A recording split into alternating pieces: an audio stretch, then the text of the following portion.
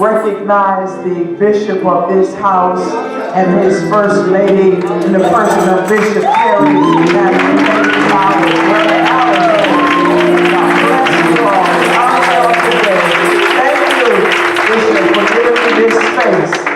In this pulpit today. I appreciate it so much. Let's honor our district overseer.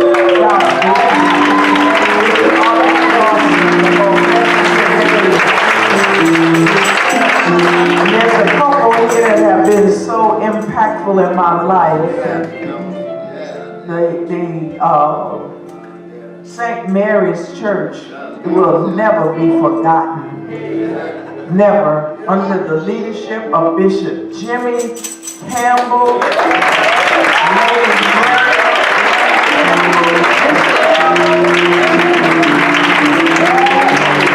I salute you today.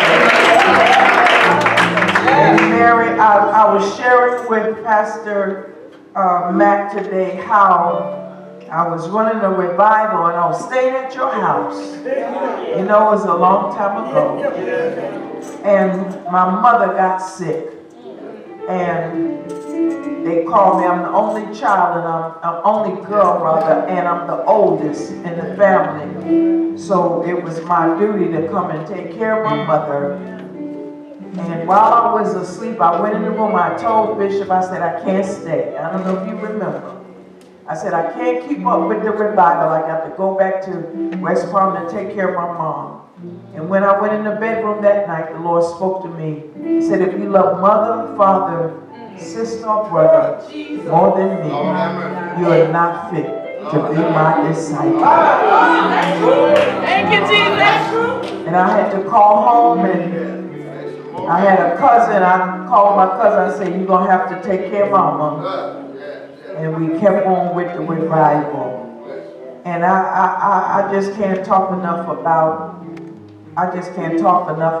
the revivals there and how people that have now become lifelong friends. I'm talking about my traveling buddy. Lord have mercy. Pastor Rita there.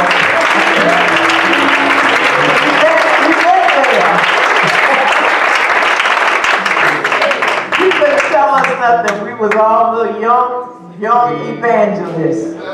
Amen. Starting out. Bishop Campbell, you just did so much you don't even know. It's written in heaven what you have done for our lives. And I'm glad to be able to see you tonight and to tell you, my traveling buddy, we've been all over the world.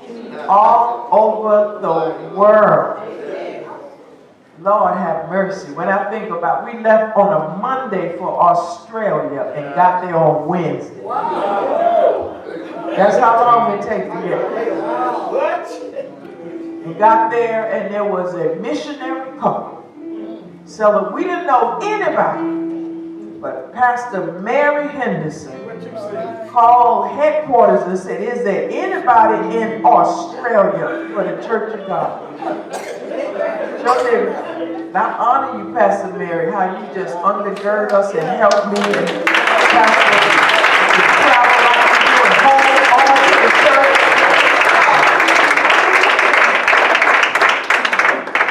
And we got there and there was a couple, they were an older couple too. The only Church of God people all the way in Sydney, Australia. Me and Pastor were able, we preached there and encouraged them and strengthened them. And I love this woman of God. She is my BFF and whatever else you want to call it. Amen. And I thank God for you. I thank God for you. And I thank the Lord for Pastor Ford today. So glad to see you.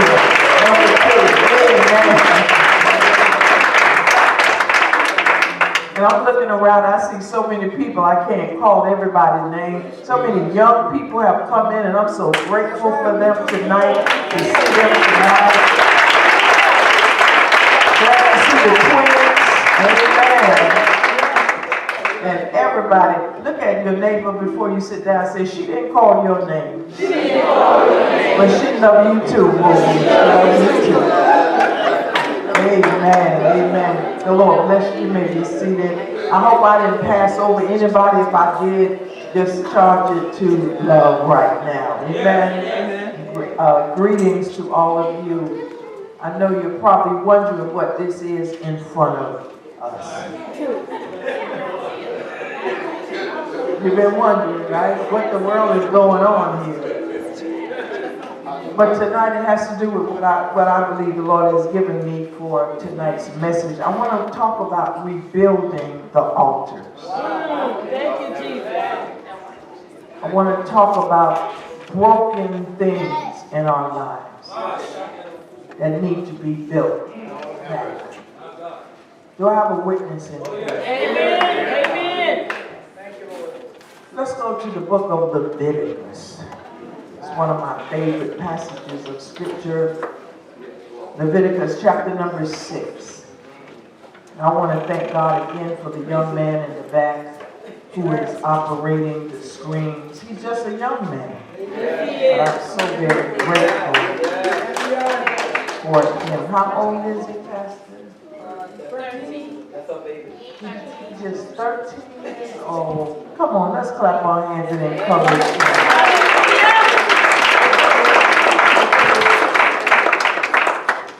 He has all of the songs up and the scriptures, and guess what? He asked me for my text and scripture while I'm in the office. And he don't do it, like Hilton Scatter, crazy.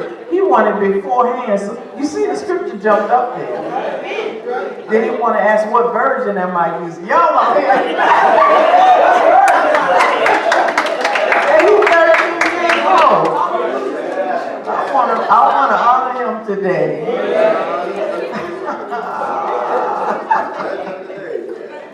All right, let us read the word of the Lord. And he has the New Living Translation up there because that is the translation that I have, gave him in the text. Lord have mercy. Here beginneth the reading of God's holy word. Remember, the fire must be kept burning on the altar at all times. What does it say? How many times? All times. Now read with me the next line. It must never go out.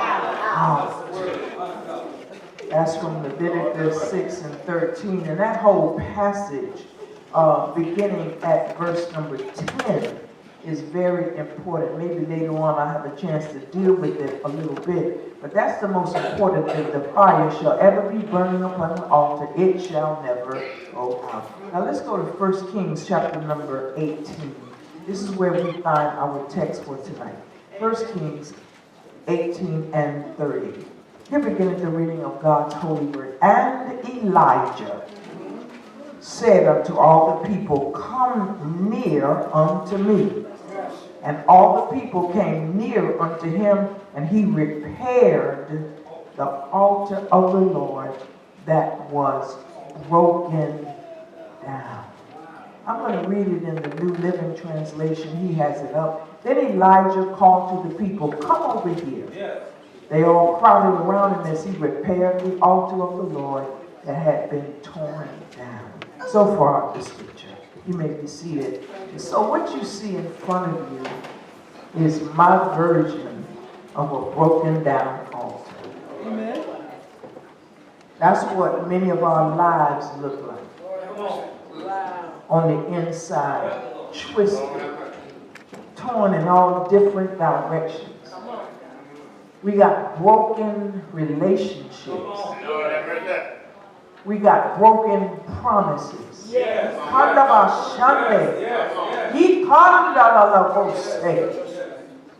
I hear the Lord talking to me, saying, some of you were in trouble and you said that if I brought you out, you would serve me.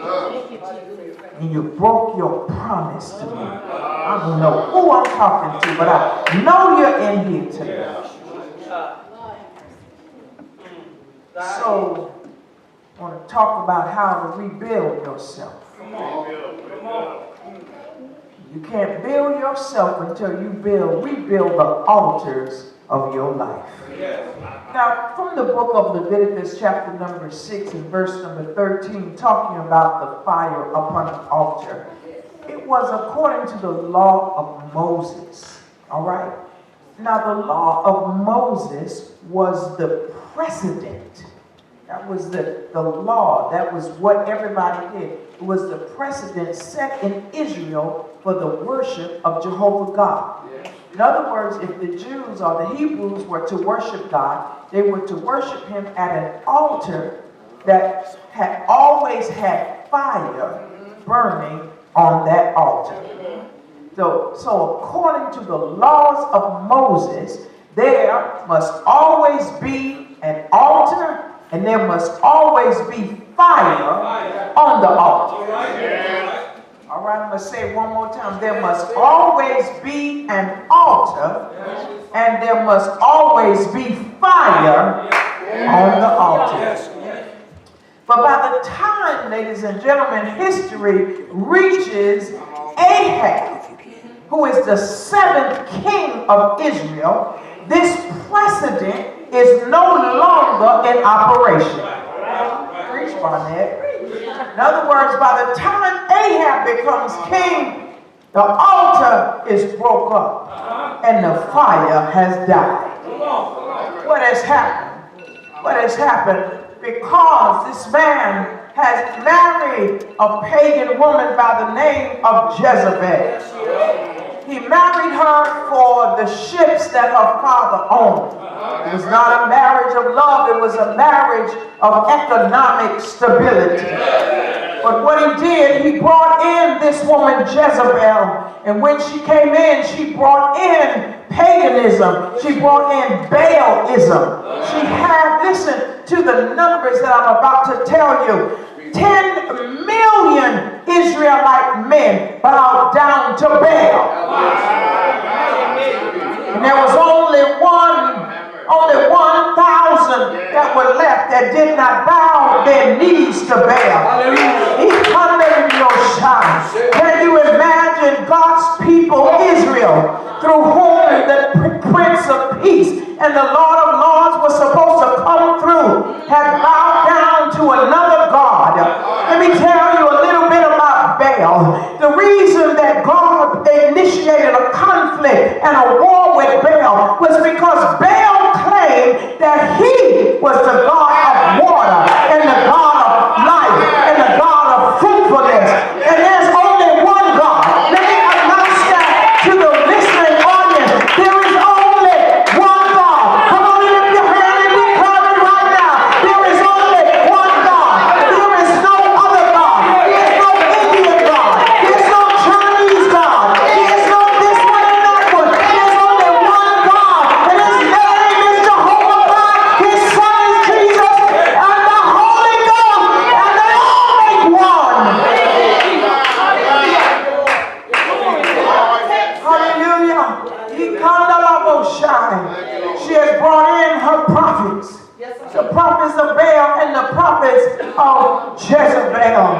And there is no fire. Oh, God, help me today.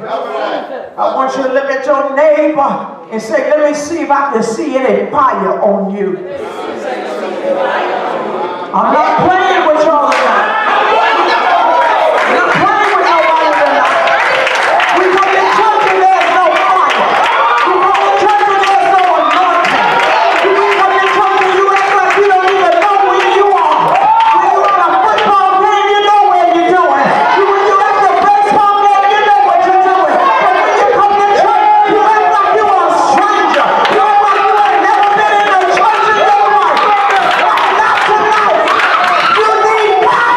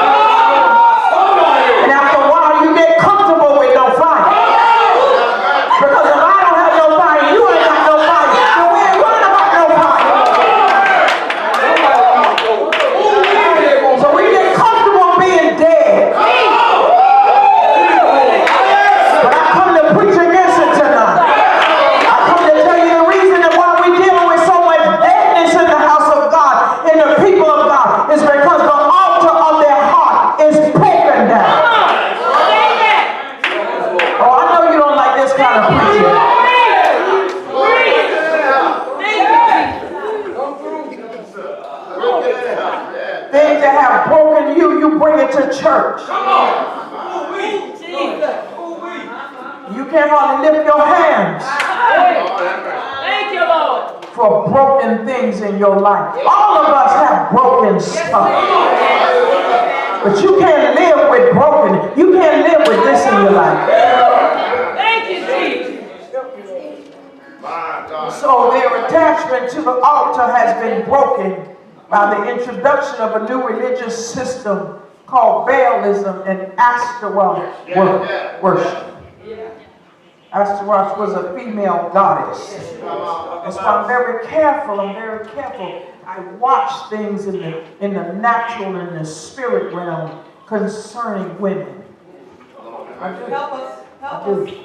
Because these demon spirits, let me share this with you and then I'm moving on. These demonic spirits didn't die.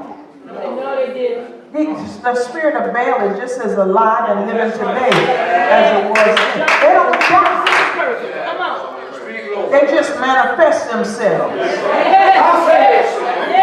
in different manners. And we are the saints of the Most High God. That's why He gave us the gift of discernment. So you know what spirit is operating. Oh, I feel like preaching right here. You have to understand and know what spirit is operating in the earth today. Why is the altar important? Now I'm preaching on this because something that I have observed in the kingdom is that people, I'm talking about the saints now. There is nothing in the Bible that says the altar is only for souls that are not saved. We done made up our own law. We done made up our own law. We done made up a law that says the altar is only for people that's not saved. They should come to the altar. But you messed up from the floor up.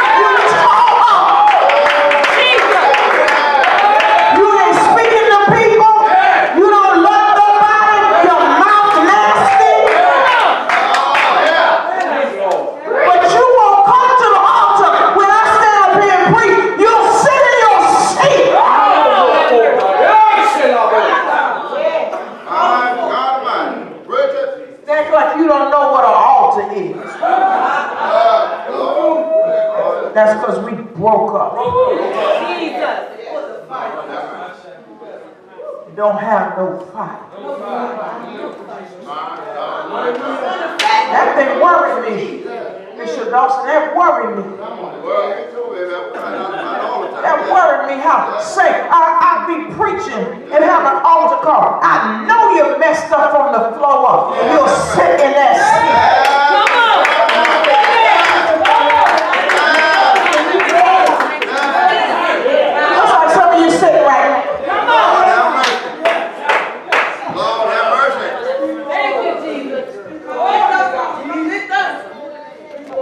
Gonna sit there. Come on. Act like you don't know I'm talking to you.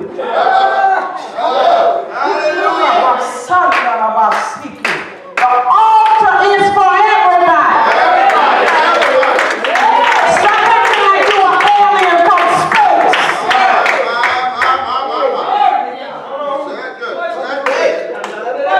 The altar, ladies and gentlemen, is God's table.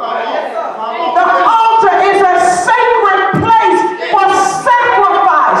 The altar is where gifts are offered up to God. The altar is where we meet God.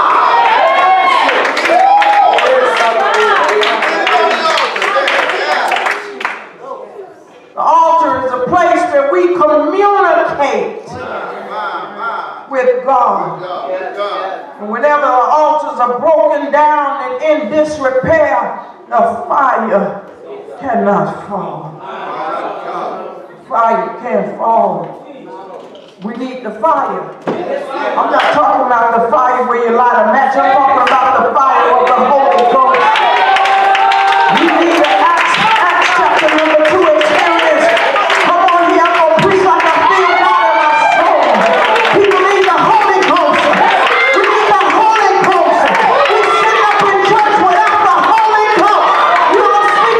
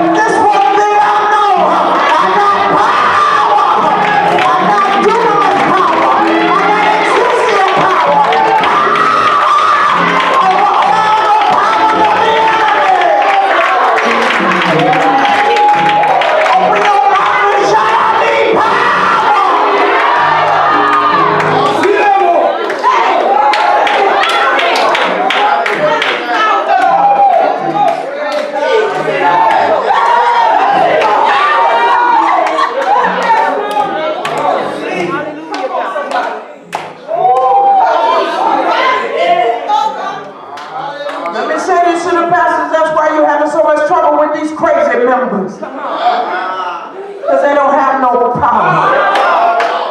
It's at the altar that we seek God. The song said, bend your knees while your knees still bend. We don't know how to bend our knees no more.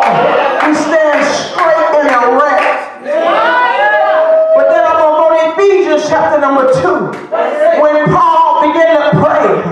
And Paul says, I prayed for this church. And the Bible said that Paul bent his knees. This was not the ordinary posture of the Hebrew man.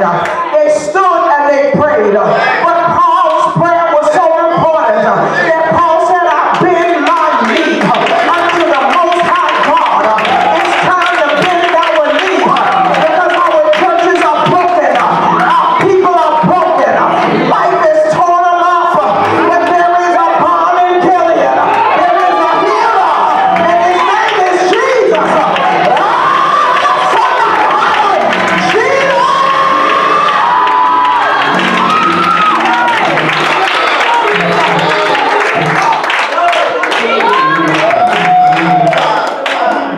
And so Israel's altars were neglected.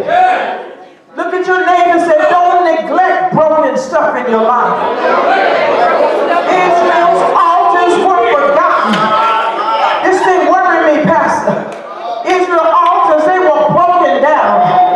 But Bishop Johnson, they walked past the broken altar. They walked past the altar that didn't have no fire.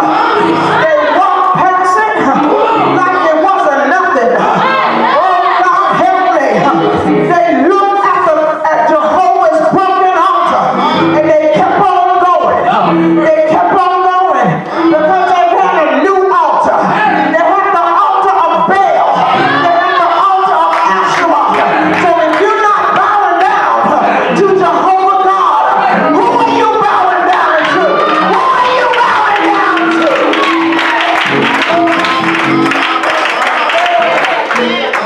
That's how we do. You see broken stuff in the church. You see paper to pick up in the church and you won't bend down and pick it up. You know we need cleaning teams in the church. We can't hire no cleaner. But you're too important. You won't bow down and help and get a broom and vacuum. You won't buy water for the church. You won't pay the tithe. If Pastor Ford don't preach the right sermon, you withhold your finances.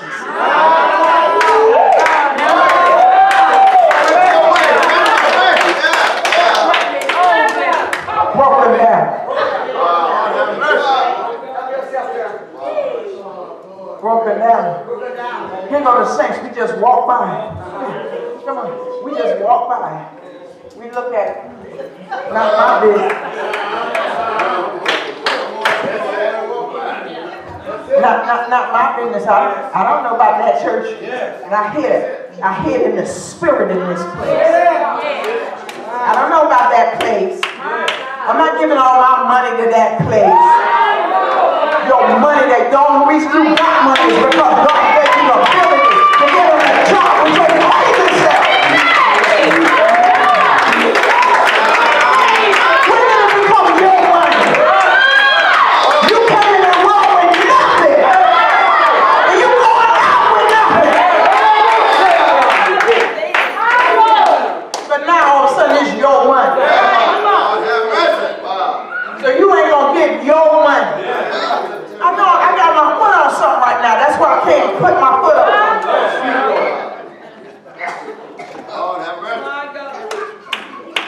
Now let me go to those that try to run the church. Let me run that. You the little under pastor. So you got your little group. See, you got this little group right here. So when the pastor says something, come on. When the pastor says something, here you go. Child, did you hear that? We ain't got to do none of that. I don't know what's wrong with him. So I'm not giving no more.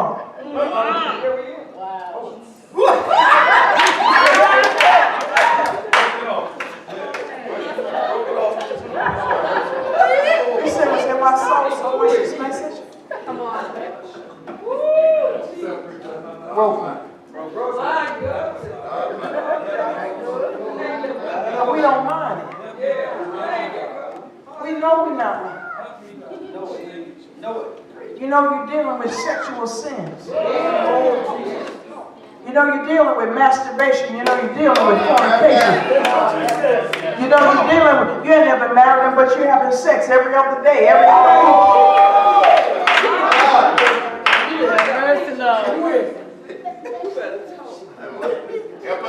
You know you're dealing with, you know you're fooling with somebody. You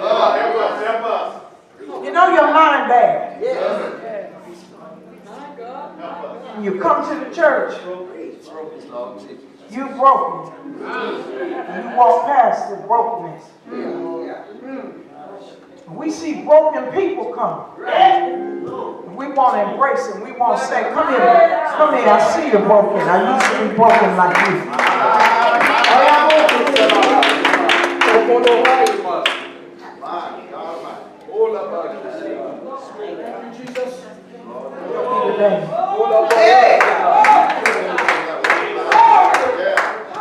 So God sent Elijah. I got a little grandnephew named Elijah. And he's so prophetic. He's only 2 years old trying to have church every day. That's all he knows. He get a pencil and he's preaching in the pencil.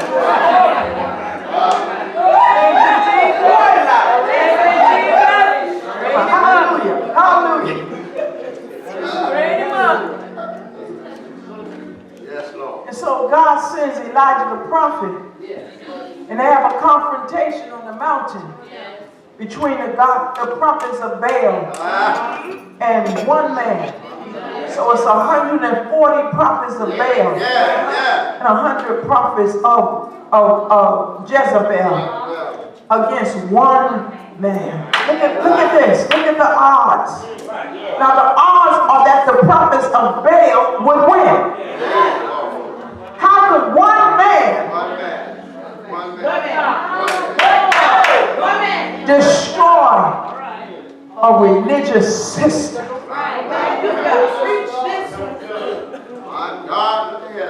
And so Elijah tells them, all of y'all call on your God. And they called day and night, and nothing happened, and no fire fell.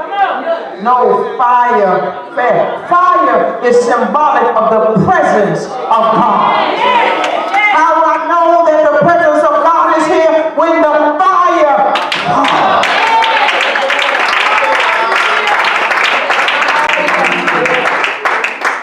So after a while, Elijah tells them, maybe your God has gone to the bathroom. They cried aloud and they almost cutting themselves. And then Elijah begins to repair the altar. Come on, son, I need you to help me right now. Just stay right there. Elijah, look at the first thing he did to rebuild. We're talking about the process of rebuilding. Your neighbor said, how do I rebuild? Elijah took 12 stones according to the tribe of Israel. This was so the people could remember who they were and from whence they came. Saints of the Most High God, we must remember who we are. Come on, I want you to take one of the chairs. Come on and make it right. Come on, set it up right. Look, now we're starting to rebuild. I feel God in my soul. You got to know who you are. You got to know where you came from.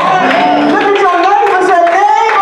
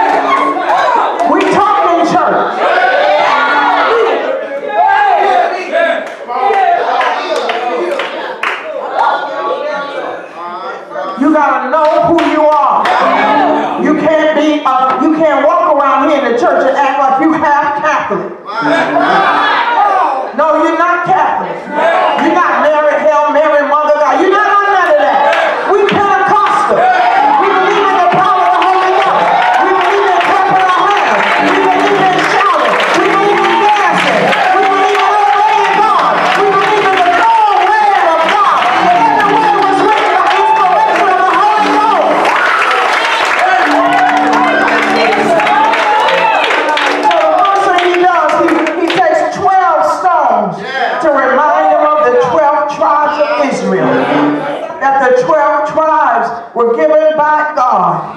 Oh yes, somebody. What does he do next? The Bible said he built an altar in the name of the Lord. So take one more chair and fix that up. Now why did he build the altar? Because idolatry must be renounced.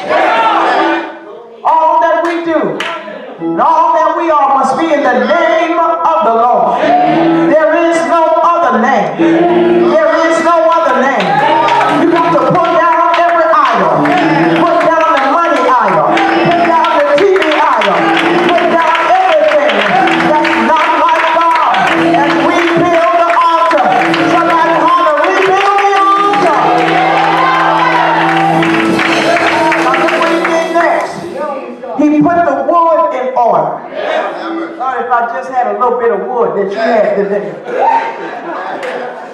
He put the wood in altar.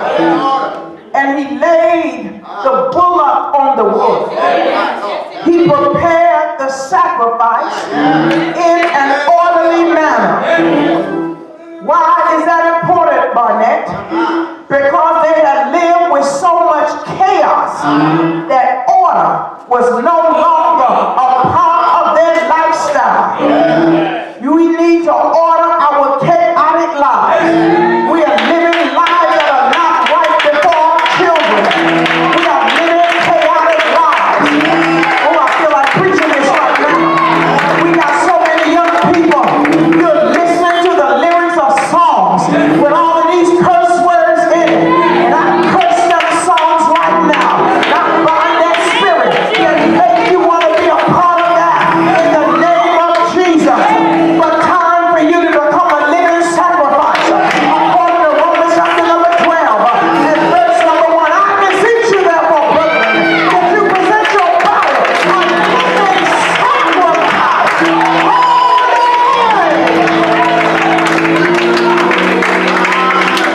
Come on, straighten out one more chair. Now look at this. We can't even have half straight. We can't have half straight and still got some hope. You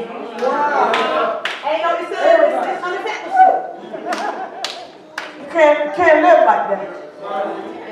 You can't live. You can't say, oh, Pastor Barnett, I'm almost right. That's what I feel. That's what people say now. I'm almost right. I just got to get a few things straight. We can't live. Is anybody hearing what I'm preaching tonight? You can't live with chaos and broken stuff. Why after Jesus have shed his blood, will you not give him your broken stuff? Amen. Come on.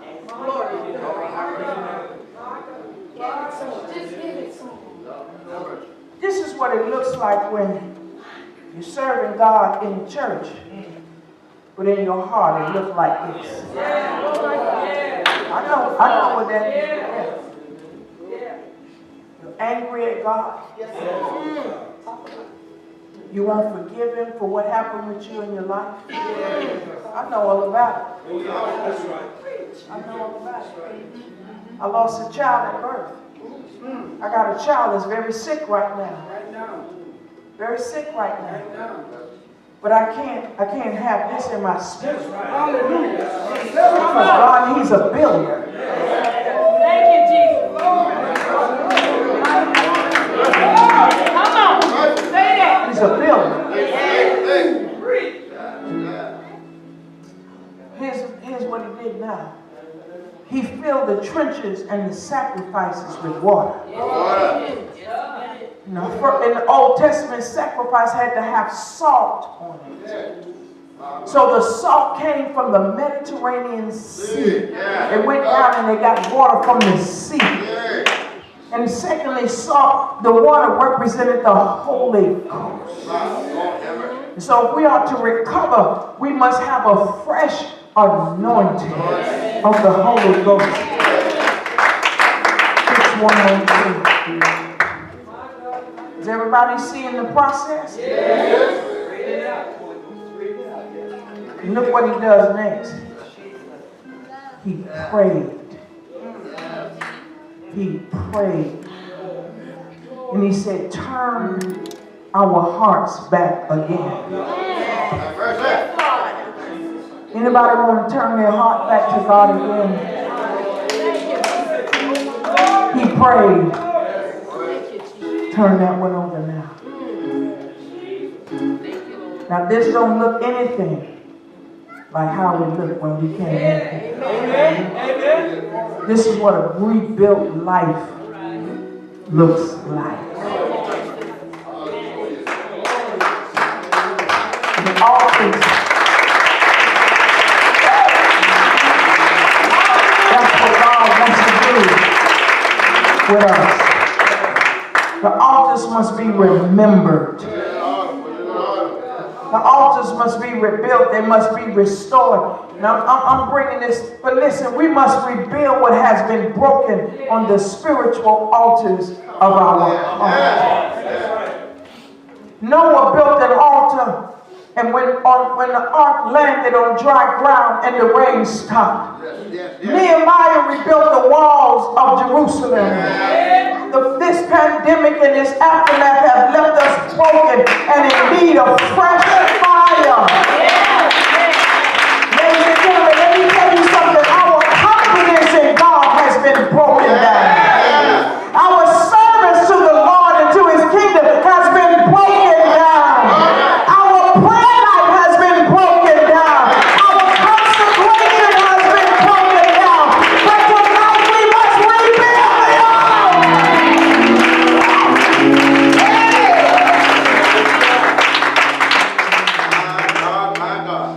Even our worship has been broken. I'm coming to the end, but the God on fire of the Holy Ghost will not leave us like that altar was.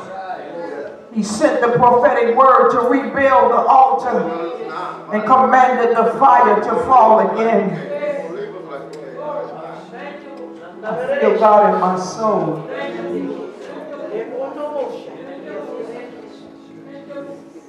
This is a new season for us.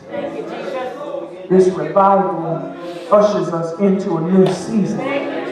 So I want to know what you're going to do tonight. Right now, you got some broken things in your life. I need you to find your way to this altar.